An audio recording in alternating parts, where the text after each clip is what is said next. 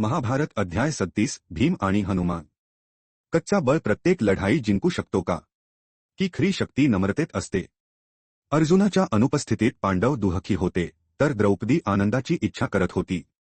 एका सुगंधी फुलाने तिचा मनः प्रसन्न केला आणि भीम नेहमीच त्यांना खुश करण्यासाठी उत्सुक हिमालयाच्या खोल भागात त्या फुलाचा शोध घेण्यासाठी निघाला. तिथे त्याचा मार्ग एका मोठ्या माकडाने अडवला.